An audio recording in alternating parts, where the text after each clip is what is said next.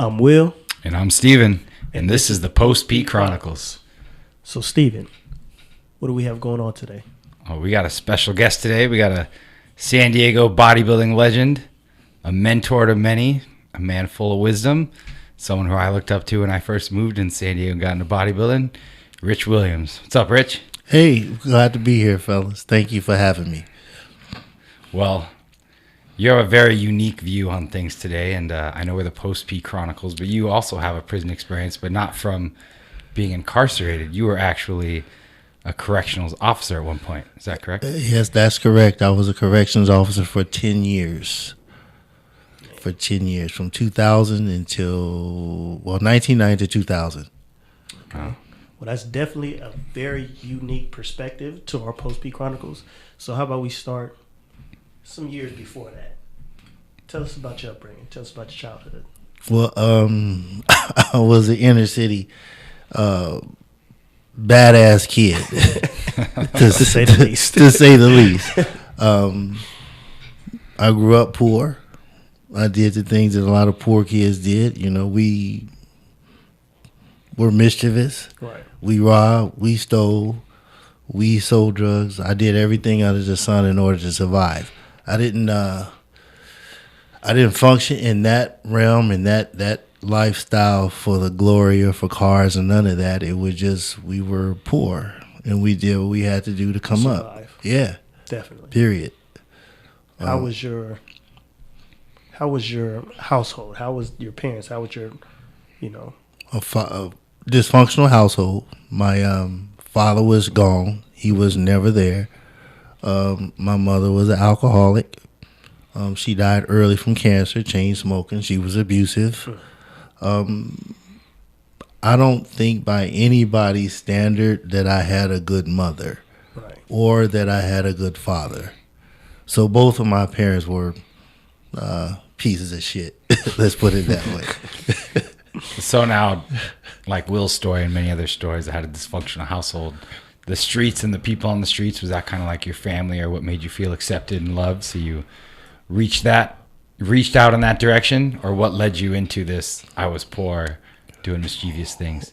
Well, I think for me, the catalyst to turn my life around was I had an aunt and an uncle and cousins that knew my situation was jacked up. So I always had these little pockets of paradise while I was growing up. So I knew there was a better way. So I knew there was a different way than what I was being shown or what I was being exposed to.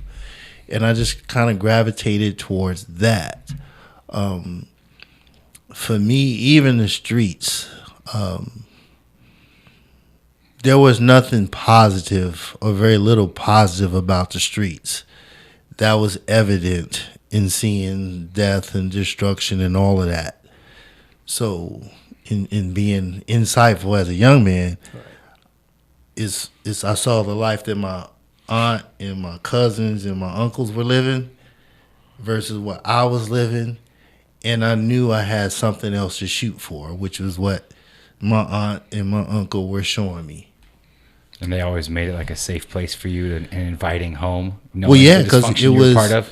Like it was two parts of town, right? I lived on the Westside of Indianapolis, a real shithole. And my cousins and my aunt and all that stuff, they lived on the other side of town. They played football, they played basketball, they went to school, went to Catholic school. They could go to the refrigerator and eat whenever they wanted to eat. Culture shock. Yeah, it was a culture shock. It was like Mayberry versus New Jack City. And so my aunt and uncle would come and get me to play sports with my cousin who was 6 weeks older than me. So we were almost the same age, but we lived polar opposite lifestyles. And so my aunt and uncle, they would come scoop me up and make sure I got involved in activities like football and basketball and all that stuff. But then they would drop me back off in that.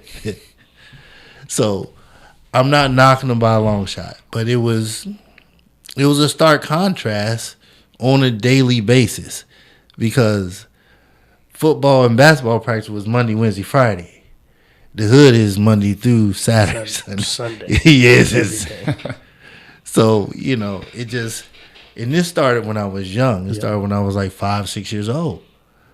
And then it went on till I was like 14 or 15 when I eventually just left Indianapolis, period. It was just too much. But for me, that was what definitely let me see another side of life that wasn't so tragic. It's a better option. Yeah, it was definitely a better option. And I think the good thing, because as you speak, I'm like, man, there's so many similarities to what I went through, because I had that auntie and that uncle that had a different life.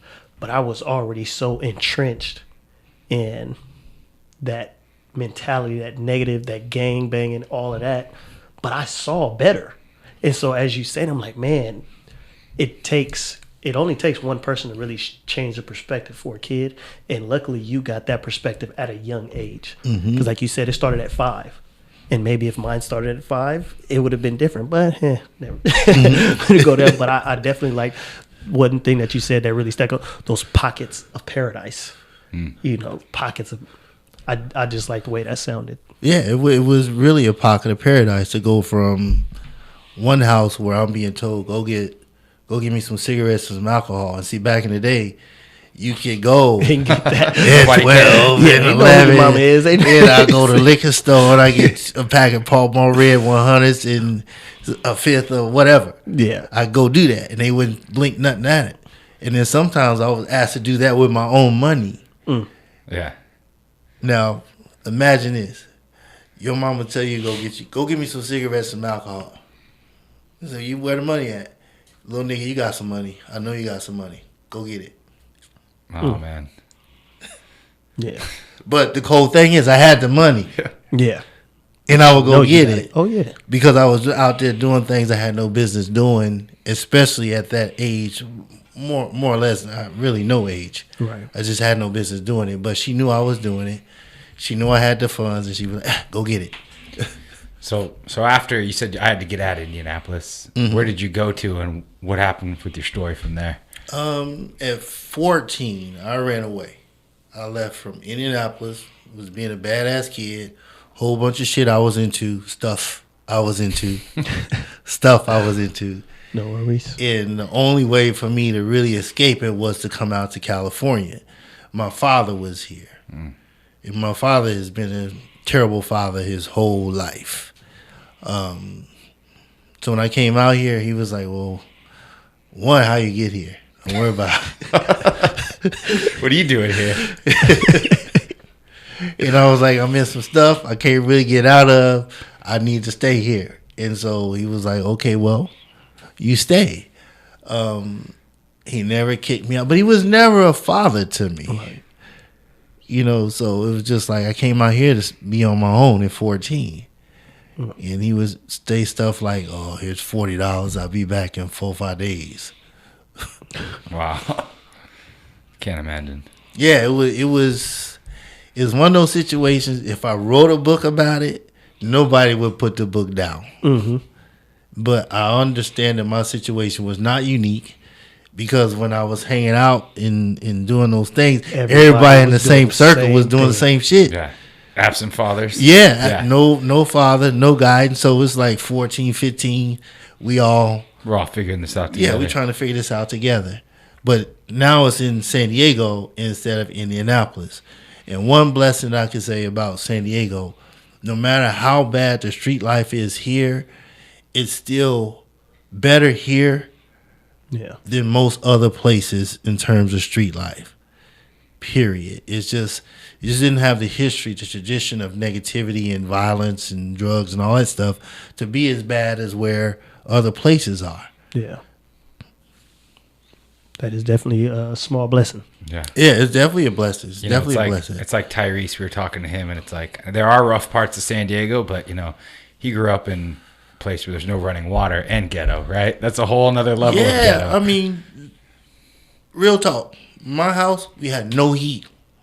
In Indianapolis? No heat in Indianapolis. And it snows in the winter. winter. It was cracks in the walls. We put plastic up on the windows. You used the gray duct tape to cover the plastic. You slept in 2 pair of pants, 3 pair of pants, underdrawers, or whatever. If we had heat, if my mother was able to pay the gas and electric bill for that month, you had heat. But even then, it was only one vent that worked, and that was in the kitchen. That was underneath the counter, so we'd all be in there. And when I say we'd all, it'd be 4 of us, 5 of us under there with a blanket to stay warm. There were times where we had to heat water up on the stove in order to take a bath.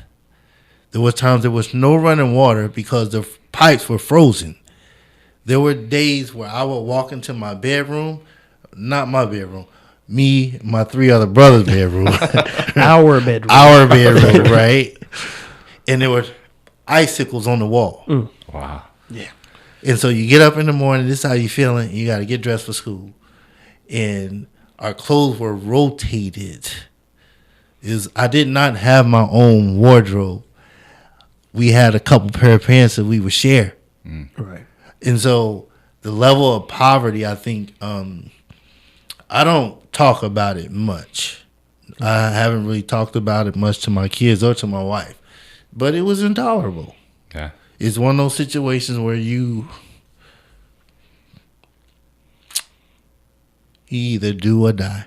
Definitely. Sounds like it. I mean, that's no heat. Indianapolis, ice storms, icicles, freezing. Does it get below 0 there, right? Yeah. Yeah, San Diego, it's 40 degrees and we're freezing. Yeah, we get 60 below wind chill factors in Indianapolis, Indiana. That's insane. 60 below. And that's school is the last thing that And you got and you got no heat. No heat. No heat, no guidance. No heat, no guidance, no money, no nothing other than just your desire to want better. To be better, to win, to survive. Yeah, survival instincts. Yeah, at that time, I can't even say it was a desire to win. No. It was, okay, what are we going to do today? I want the necessities. Yes, what are you going to do today?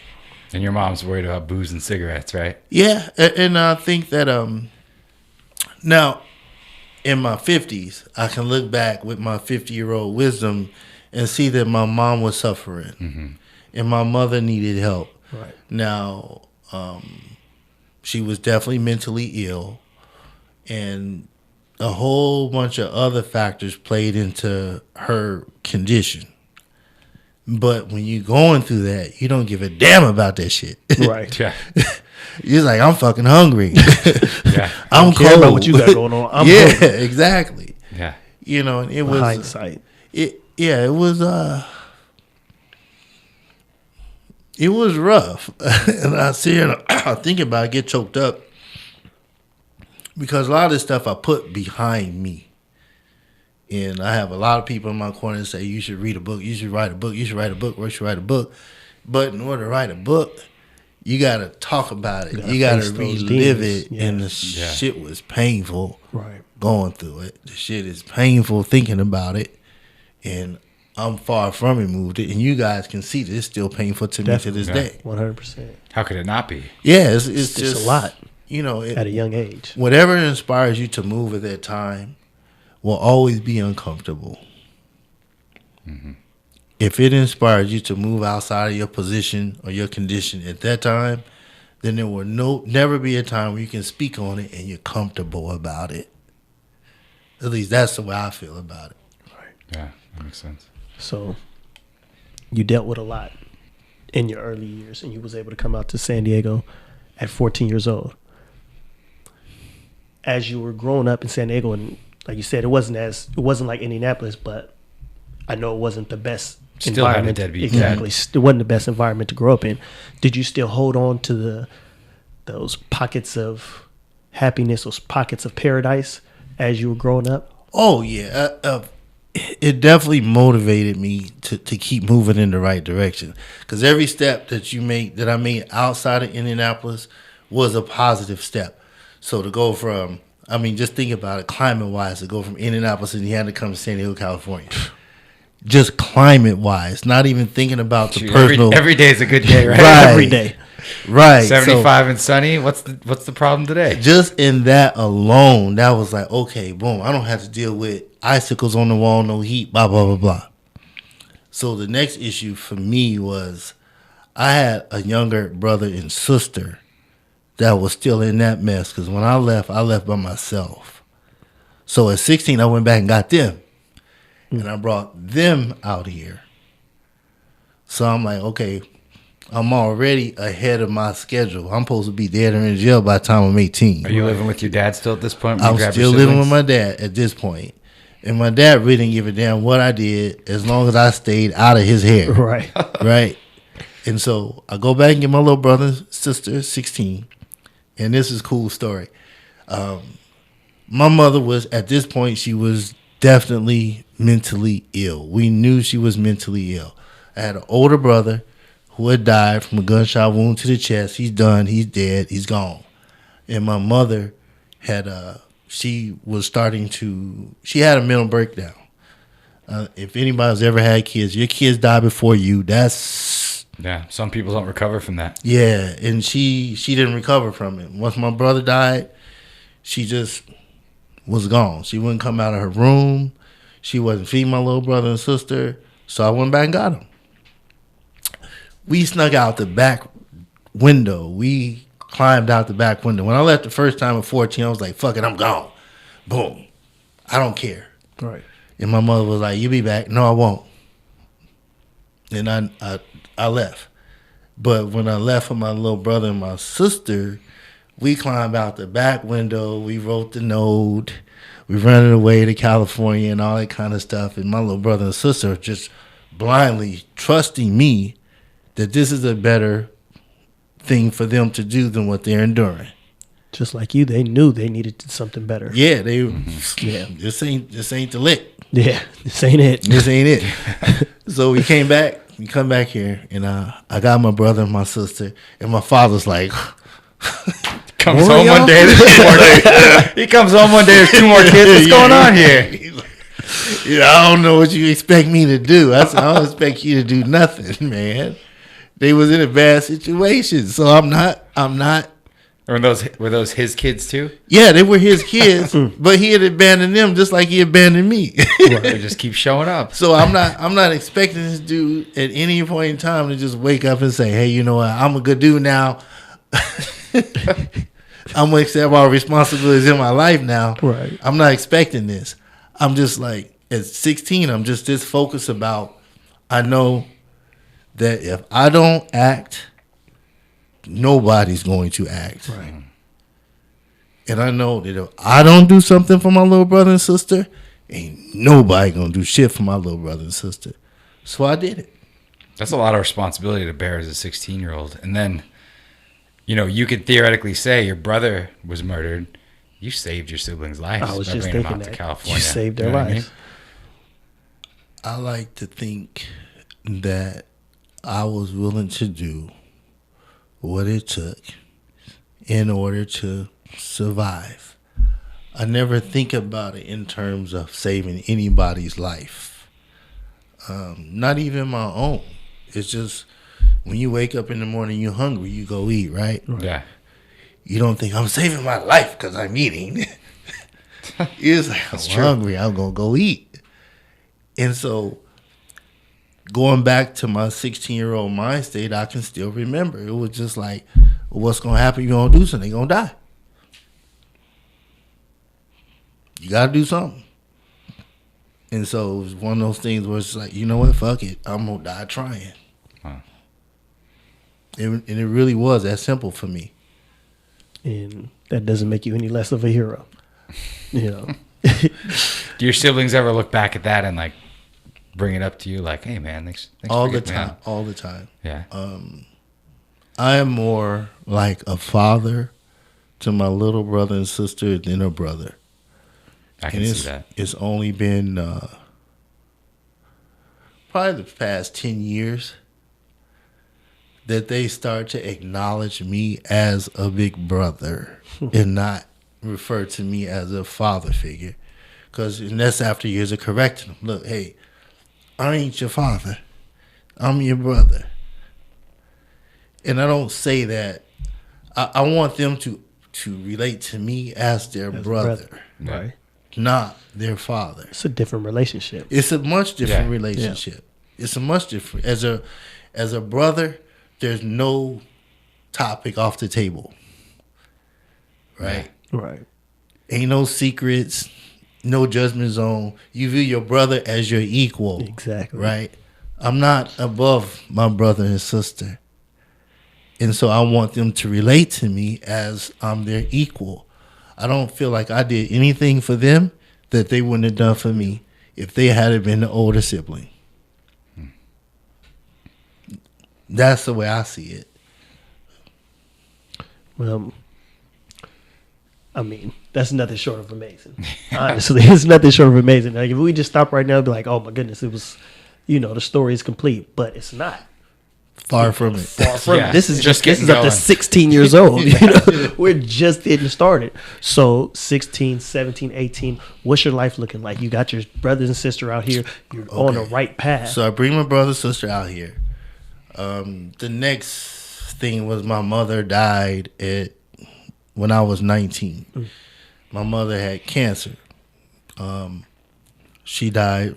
We have no idea of where the cancer started, where it originated from. I just know that at 18, I got the phone call. Your mama got cancer. She's gonna die. In retrospect, I'm looking back at things and some of her behaviors and all that stuff. Through my knowledgeable eyes, if I could have saw it coming. But when you're going through your own stuff and you're 18, 17, 16, you don't see it. My mother went from being 120 pounds down to 70-something pounds. And she would not come out of the room. She wasn't eating, blah, blah, blah. This kind of stuff is a flag to adults, but When you're 16, the maturity or the knowledge to recognize that. You don't have the knowledge to recognize. You don't, and you're so caught up in your own condition Right. that you really not. So I get the phone call. My mother's dying. And we make it back there. We go back there and see her before she dies. And I have it set in my head that when I see her, I'm going to give her a piece of my mind.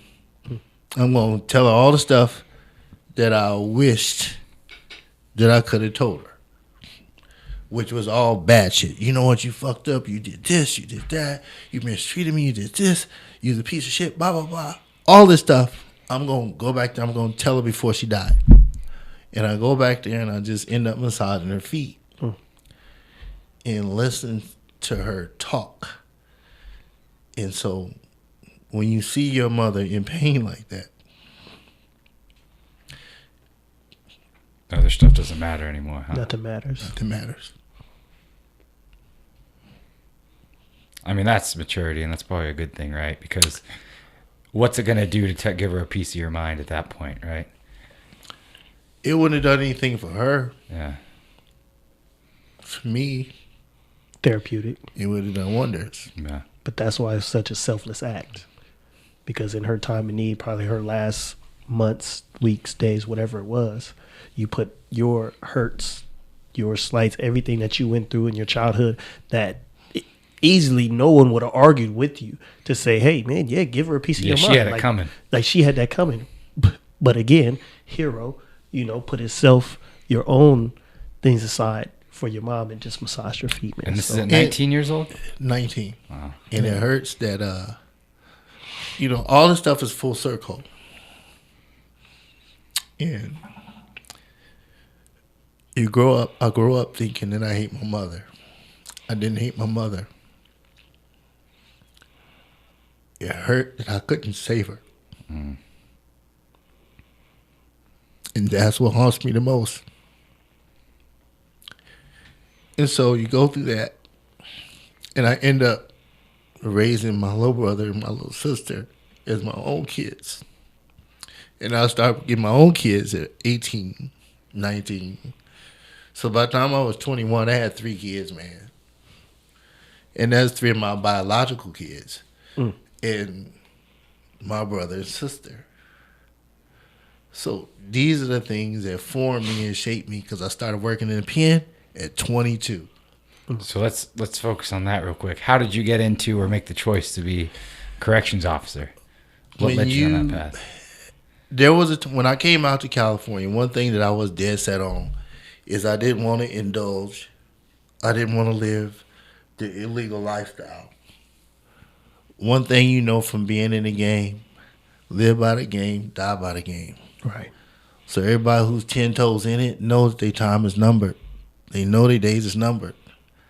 And so I'm out here doing this little hustle thing and making my little money and my little change. And I'm also understanding that my days in the game are numbered just like everybody before me. Right. Mm-hmm. Right? So I'm filling out applications for city, Right. for the state, for the county. And this was a normal, I drove 72 Nova at the time. That's a nice I go up car. to El Tejon Park and play basketball all the goddamn that's time, right? And I always had like a little joint behind me. If we didn't smoke blunts then, we was joints. When I filled out the application for the Department of Corrections, I had a joint behind my ear, one in my mouth, and I'm filling out the application, right? And I'm like, well, fuck it. This is like one of maybe 15 or 20 applications I'd have filled out. Because at the time, that was the ticket. You get a government job, that was your side job, your flash job, and you can still hustle, sell a little dope on the side, and do your little thing, right? So I'm still functioning in this mind state. Right. And when they called me for the interview, I was like, because I filled out for highway patrol, city, parks, fire department, everything. You know, I'm just 21, filling out all the applications, right? And they called me. I went to the interview. I was like, holy shit. It was wild. Man. Did you put on like a like a front, like you were this great guy, this Well, I don't commit crime. I'm good. Every dude I'm straight edge. who ever walked them streets got two identities. For sure. Period. Code switch. Point blank, plain and Code simple. switch. You know how to function in this arena. Mm-hmm. You know how to function in that arena. And to those who ain't successful at functioning in either arena ain't successful at nothing. Period. You have to have your game that tight. Yeah. So it was nothing for me. I could go in front of the interview and I can make it seem like I'm squeaky clean. It's like only person who's better than me is Jesus Christ. We running neck and neck, right?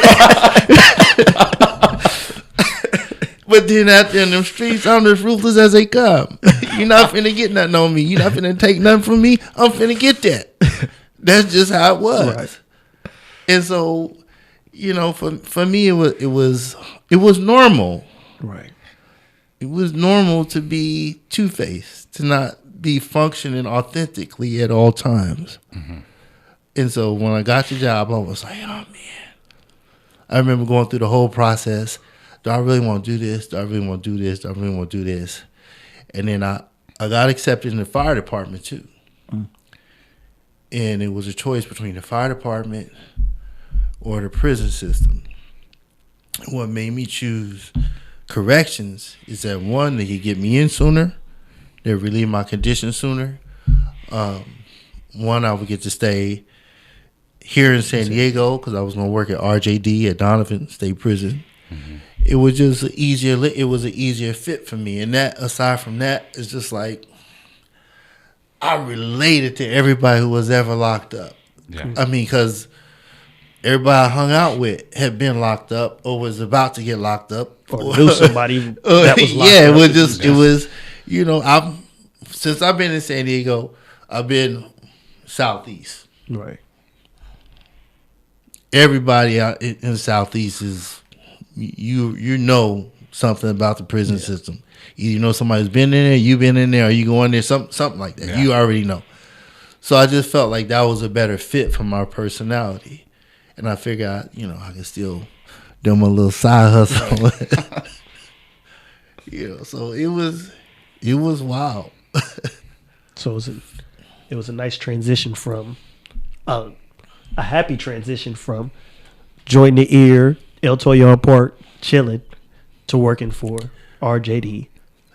How was your first year? How do you acclimate to that new environment? First year was probably the roughest year. Because just like say you go up to the park, you know what's in the park, and you put on your park face. Mm-hmm. So I'm 21, 22, on the yard, I'm just wearing green. The rest of the fellas are wearing blue. I'm a soldier. In any environment you put me in, I'm a soldier. Whatever team you put me in, I'm a soldier. And I'm a frontline soldier. If we got to knuckle up, let's go get it. You know, if it's armed and dangerous, let's go get it. You know, and so I put on that same green uniform with that same mentality. But I was educated quickly by the convicts because the majority of the love was coming from the convicts. So when I say the love, it was the education was coming from the convicts. Young brother, you need to slow your roll. Why you beating up on other brothers? Why you so gung-ho for the green team? And this is the stuff that the convicts were telling me. And my upbringing did not allow me to tune that out. Because if it had not been for older dudes before me that laced me in the ways of the streets, I wouldn't have made it out the streets. And so I couldn't turn a deaf ear to these dudes who telling me, hey man, I got double life, triple life, and I'm telling you it ain't the way. So I couldn't tune that out. So the first year, I was fighting a lot. Alarm go off, boom, go. Let's go get it. Let's go get it. Let's go get it. I was shooting for that top cop thing. You could do that back in the prison system. The COs could be a lot rougher back in your day. It was right? necessary because the convicts were a lot more rougher too. Yeah. There was a time where the convicts didn't think nothing about peeling your cap. Period. So if you ran to an alarm and you ran there half-heartedly, you got your ass whipped too. Point blank, plain and simple. And so all the squares was on the green team, all the soldiers on the blue team. So I was bound and determined to represent my green team to the fullest. So I ran there, I was ready to go to war. But then after that first year, a lot of the OGs talking to me, the convicts, not the COs, the convicts talking to me, slow your roll, hit me with wisdom, tell me what books to read. And now I'm starting to have this age of awareness between the ages of 22 and 25.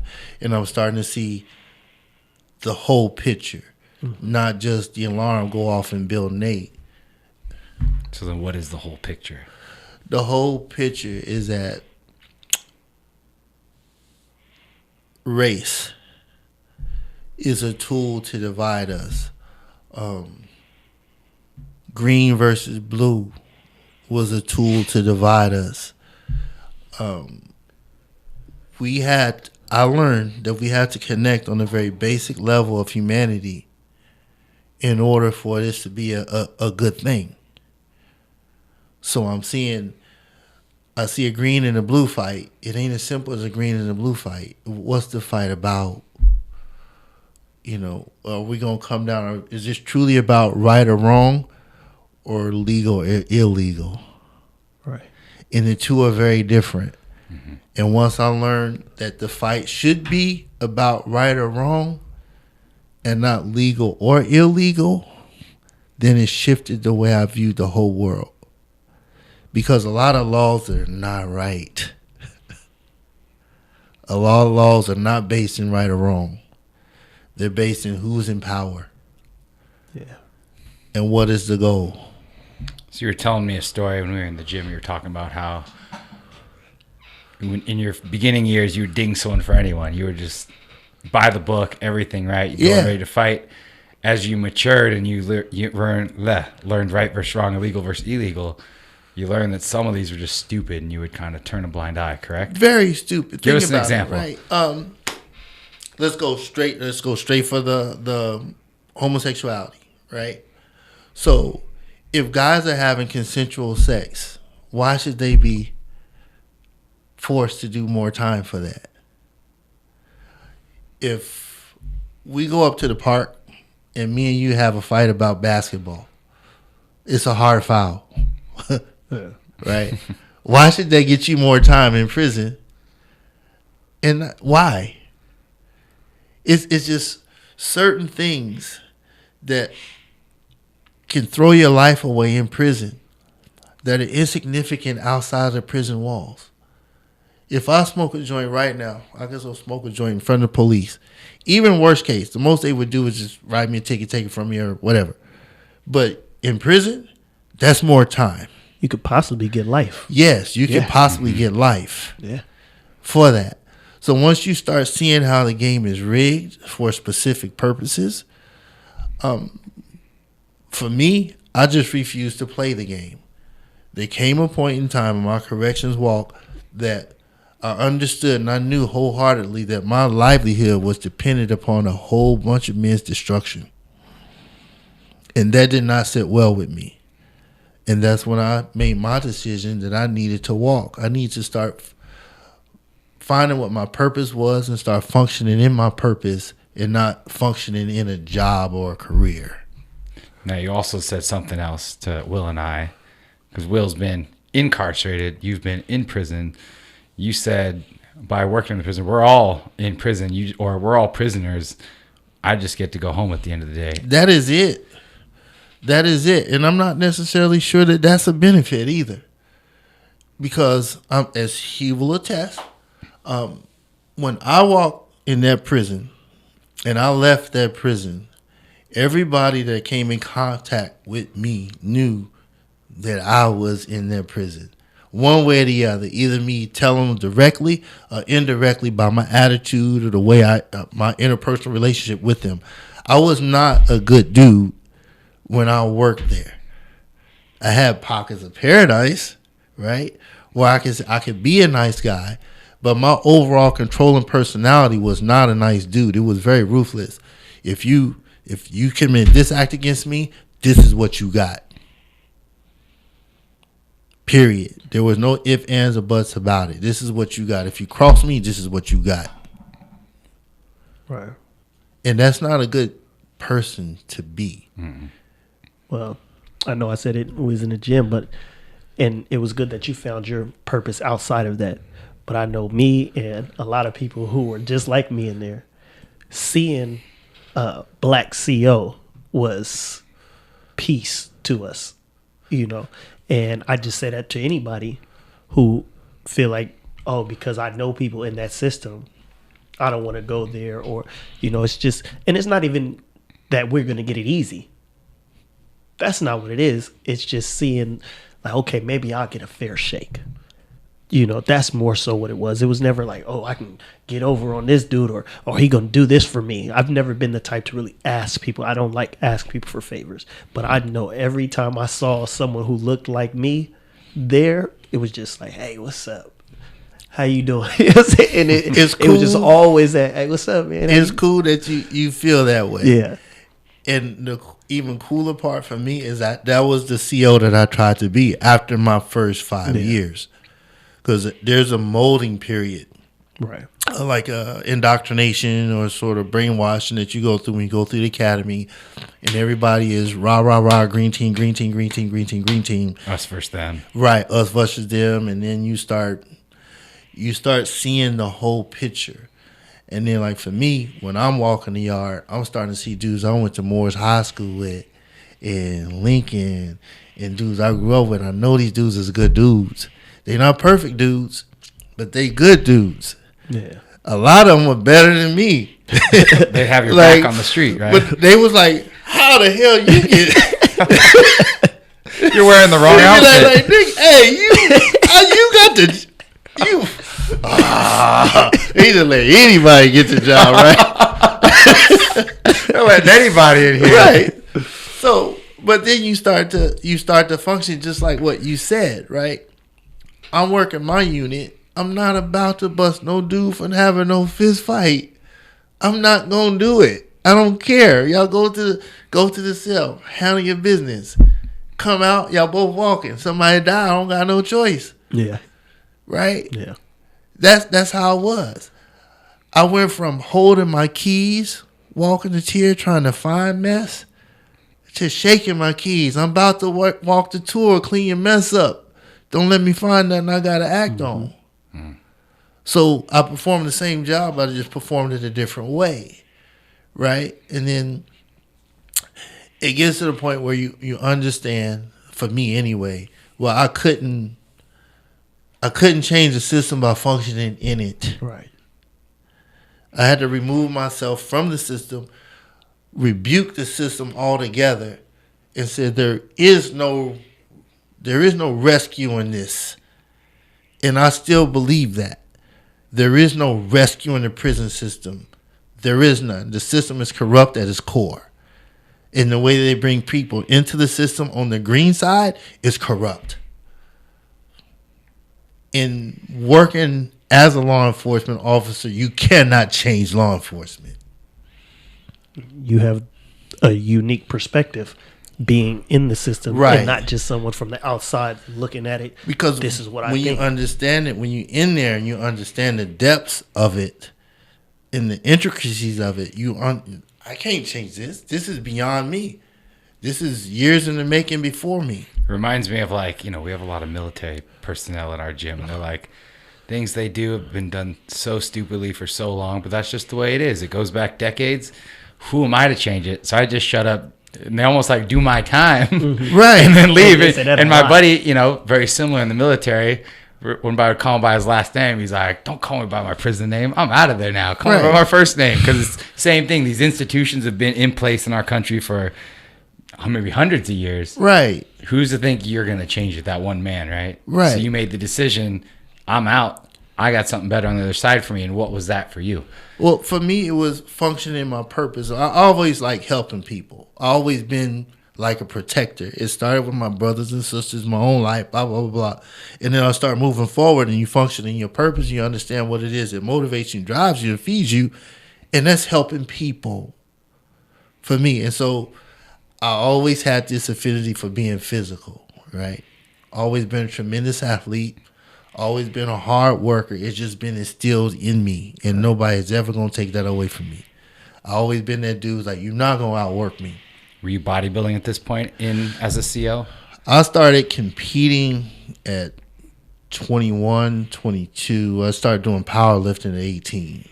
So then you were already pretty built at this point. Yeah, I was already, I wasn't that big, but I was strong. I was 148 pounds. I was still benching in the fours. I was squatting in the sixes and deadlifting in the sixes at 148. Jeez. That's just how powerful I was. But it was mental. Right. It was just like whatever the challenge was mentally, I wanted to answer the challenge mentally.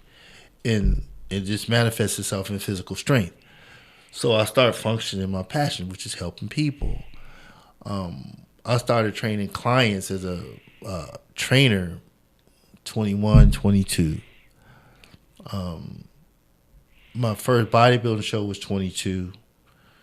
My first national title was 26. At 26, I'm working in the prison. I win a national title. I win the USA. I don't tell nobody. But all the convicts knew. Because all the convicts, they read the magazines. COs, they not into fitness. That's rich. Look. So I'm walking the yard, and one of the dudes be like, "Hey, man, I seen you. I'm like, you ain't seen me before, man. I don't know what you're talking about. I don't know what you're talking about. And I hit him just like that. He went and got his magazine. He said, "That's you." I said, "Yeah, that's me." But it was a cool thing, but I couldn't deny it. It was just that I had maybe like 3 or 4 partners in corrections that were similar, like-minded individuals. We lived our life outside of the prison walls, and we didn't make this top cop thing of working in corrections the same thing. It was a job. Right. And so they knew, but the rest of the CO just like, I don't know, he just a meathead. He just a meathead. And I didn't feel no pressure to correct him, because one thing you learn coming up in the streets, the less your name is buzzing, the better off you are. Definitely. 100%. But your name is buzzing, and you are USA champion. USA champ. Yeah. Tell us. I mean, your life had to change once you left CDC. How did your life change? And obviously, it changed for the better. Well, it changed before I left CDC, because once I won the USA, that's when I couldn't no matter how low-key you try to be, people who are in the sport know Right. who you are. So I could no longer go back to the gym and just be rich, or Will as a CO. Yeah. My personal training business skyrocketed. It went from just having to hustle for clients to people actually asking me to work with them. And so I started making more money training clients than I was working in the pen. So now I'm in this little mental place that's it was a struggle then. It was not a struggle now. It was a struggle then. I'm making all this money legit, and then I'm making all this money training clients. Do I walk away from the corrections career and have faith in myself and what I can do on my own? And I followed my heart. It didn't come without consequences. Of course, everybody I talked to was like, man, you crazy. At the time, I was a correctional sergeant. And I was 29, 30 years old, correctional sergeant. People saying, man, you making good money. You're going to make 70, 80K this year, maybe 100K this year. Great benefits. Great benefits. You're going to walk away. You get pension too, right? Yeah, it was just like, it makes no sense. You're going to retire at 40 and you can do whatever you want to do at 40 and blah, blah, blah, blah. And I was just like, That's not what I want. I've always been purpose driven. If I'm Right. not happy, then I'm going to make a move. And originally that's what started me when I was a little ghetto kid. I wasn't happy. I saw no upside. I changed paths. And so now I'm older. I'm still in that same mind state. I'm just like, so I walked from corrections. Everybody thought that I was crazy for doing it. What they think now? They all retiring from corrections. Ask me, hey, so, you got a job for me? What can I do? Can you help me? So I made more money than I ever would have made in corrections. But aside from the money, it's just the trajectory of my life has taken on such a positive path that it makes it. I don't like talking about the past because my past has been so ugly. But my future is so bright. That's why I always talk about the future. Now, when I first moved to San Diego, I started working out at TG in Pacific Beach. I saw Rich Williams, and he was the mentor, the prep coach, the guy that poured into all the next generation of bodybuilders and showed everyone how to go about their way. So how'd you go from CO, a national champion, now everyone knows you, and you're the guy that's pouring into the next generation of fitness, and you still are today. Well, my motives are always sincere. Now, I have my purpose is to help people. My vehicle to help people is through fitness. When I'm working with people, when I encounter people, I don't think about it in terms of, can I make you a champion? Or can I help you get a bigger bench? Is that how can I improve your life by me being in it? And so when people ask me questions, I answer from that standpoint.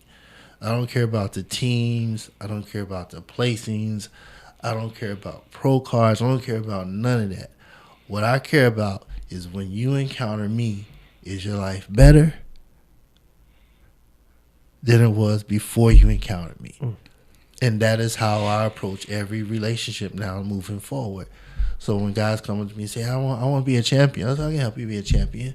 But in the course of helping them be a champion, we talk about everything under the sun, right? About life, relationships, decision-making, specifically with young men, because I do believe that my calling is to help men, not just black men. All men. All men. Because if you're a woman right now, you got a place. You can get on the internet and find 50 million different places to go get help if you're a woman. But if you're a man who ain't got it figured out, the world kind of shits on you. Yeah. Right. Men need older men to pour into them. Yeah, and 100%. I'm like, I try to be like a source of information, a resource for every young man that comes in contact with me.